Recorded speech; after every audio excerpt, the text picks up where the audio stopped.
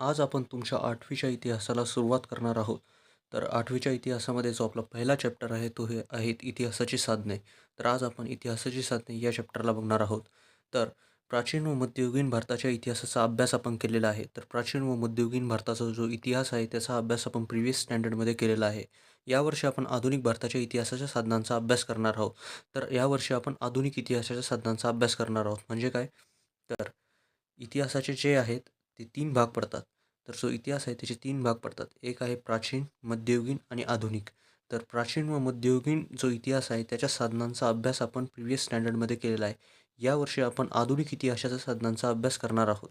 तर मेनली जे इतिहासाचे तुमचे साधने आहेत ते भौतिक, लिखित, मौखिक असे असतात. मग पण आधुनिक इतिहासाचे जे साधने आहेत त्याच्यामध्ये अजून 3 साधने तुमची ॲड होत असतात. ज्यामध्ये श्राव्य, दृक आणि दृकश्राव्य या साधनांचाही समावेश होतो. म्हणजे इन टोटल तुमचे 6 इतिहासाची आधुनिक साधने आहेत आणि इतिहासाचे तुमचे हे 3 प्रकार आहेत. या 3 प्रकारामधून या 2 प्रकारांची जी साधने आहेत ते आपण प्रिव्हियस स्टँडर्डमध्ये बघितलेली आहे आणि यावर्षी आपण आधुनिक इतिहासाचा अभ्यास करणार आहोत आणि आधुनिक इतिहासाच्या साधनांचा सुद्धा अभ्यास करणार आहोत. तर या इथे तेच दिलेलं आहे. प्राचीन व मध्ययुगीन भारताच्या इतिहासाचा अभ्यास आपण केलेला आहे. यावर्षी आधुनिक भारताच्या इतिहासाच्या साधनांचा अभ्यास आपण करणार आहोत. इतिहासाच्या साधनांमध्ये भौतिक, लिखित, मौखिक या अशा साधनांचा समावेश होतो. त्याचप्रमाणे आधुनिक तंत्रज्ञानावर आधारित दृक, श्राव्य आणि दृकश्राव्य अशा साधनांचाही समावेश होतो. तर इन टोटल तुमचे 6 साधने आधुनिक इतिहासाच्या अभ्यासामध्ये तुम्हाला येतात, जे तुम्हाला अभ्यासावे लागतात. तर आपण सगळ्यात पहिले बघणार आहोत भौतिक साधने. तर भौतिक साधने म्हणजे काय? इतिहासाच्या भौतिक साधनांमध्ये विविध वस्तू, वास्तू, नाणी, पुतळे, पदके इत्यादी साधनांचा समावेश होतो. जर तुम्हाला असा क्वेश्चन विचारला गेला, की भौतिक साधनामध्ये कोणकोणत्या साधनांचा समावेश होतो? तर तुम्हाला या 5 साधनांचा तिथे समावेश करणं लागणार आहे. तर भौतिक साधनामध्ये तुमची वस्तू, वास्तू, नाणी, पुतळे आणि पदके यांचा समावेश होतो. तर पदके म्हणजे काय? पदके म्हणजे प्राइजेस जसे पद्मश्री, पद्मभूषण असे प्राइजेस जे असतात त्यांना पदके म्हणतात. पुतळे म्हणजे महान लोकांचे पुतळे, नाणी म्हणजे कॉइन्स, वास्तू म्हणजे आपण खाली बघणार आहोत आणि वस्तू म्हणजे ते पण आपण खाली बघणार आहोत. तर हे तुमचे मेनली 5 भौतिक साधने आहे जे तुम्हाला अभ्यासायचे आहे. तुमचे नाणी, पुतळे, पदके, वस्तू आणि वास्तू हे तुमचे 5 भौतिक साधनांचे मेन प्रकार पडतात. इमारती व वास्तू. तर आपण भौतिक साधनांचे प्रकार बघितले होते. तर आता आपण बघणार आहोत इमारती व वास्तू. तर आधुनिक भारताच्या इतिहासातील कालखंड हा युरोपीय, विशेषतः ब्रिटिश सत्ताधीश आणि संस्थानिकांचा राज्यकारभार मानला जातो.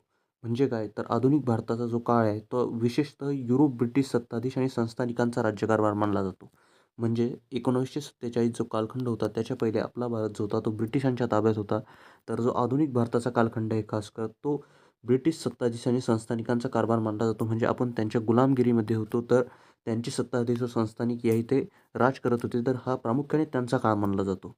या काळात विविध इमारती, पूल, रस्ते, पाणपोया, कारंजे यासारख्या वास्तू बांधल्या गेल्या. तर या काळामध्ये काय काय बांधल्या गेलं? विविध इमारती, त्याच्यानंतर पूल, रस्ते, पाणपोया, कारंजे यासारख्या वास्तू बांधल्या गेल्या. तर इमारती, पूल, रस्ते, पाणपोया, कारंजे या सर्व काय आहे? या वास्तू आहे. तर तुम्हाला जर असा प्रश्न जर विचारला गेला, की तुम्हाला वास्तू आणि त्याच्यानंतर तुम्हाला 4 वास्तू लिहिण्यास विचारल्या गेल्या, तर तुम्ही या वास्तूंचा तिथे समावेश करू शकतात.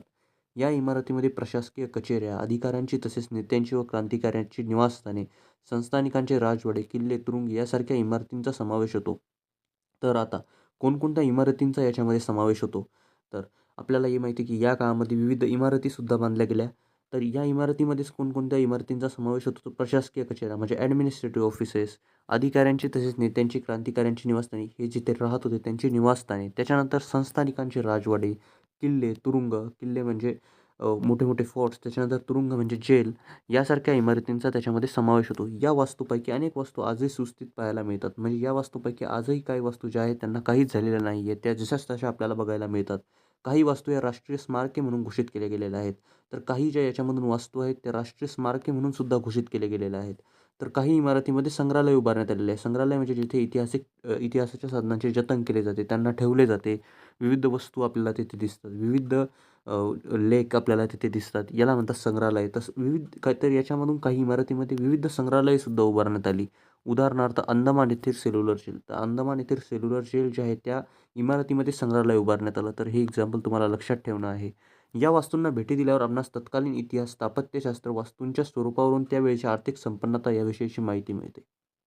तर या वस्तूंना जेव्हा आपण भेट देतो तर आपल्याला तत्कालीन आणि समकालीन हे 2 शब्द आहेत. तर समकालीनचा जो अर्थ आहे मी तुम्हाला खाली सांगणार आहे.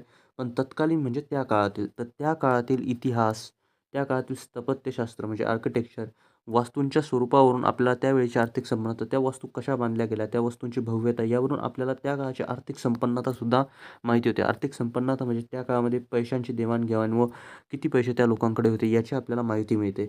जसे अंदमान येथील सेल्युलर जेलला भेट दिल्यावर स्वातंत्र्यवीर सावरकर यांच्या क्रांतिकार्याविषयी म्हणजे जेव्हा आपण अंदमान येथील सेल्युलर जेलला भेट देतो, तेव्हा तिथे आपल्याला संग्रहालय तर बघायला भेटतं, पण त्याच्यासोबत स्वातंत्र्यवीर सावरकर जे आहे त्यांच्या क्रांतिकार्याविषयी सुद्धा आपल्याला माहिती मिळते. तसेच आता मुंबईच्या मनी भवनाला जर आपण भेट दिली किंवा वर्धा येथील सेवाग्राम आश्रमाला जर भेट दिली, तर आपल्याला गांधी युगाच्या इतिहासाविषयी माहिती मिळते. आता गांधी युग म्हणजे काय हे आपण पुढे बघणार आहोत.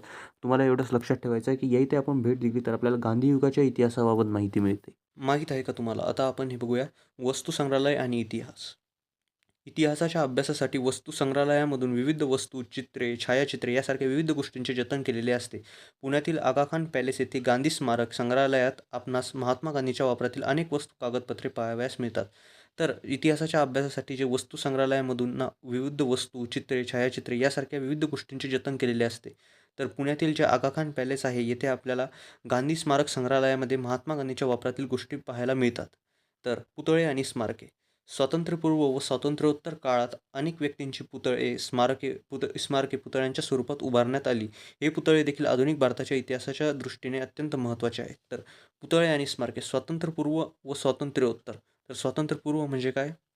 1947च्या पहिले जो काळ होता त्याला आपण स्वातंत्र्यपूर्व काळ असं म्हणतो, आणि 1947च्या नंतरचा जो काळ आहे त्याला आपण स्वातंत्र्योत्तर काळ असे म्हणतो.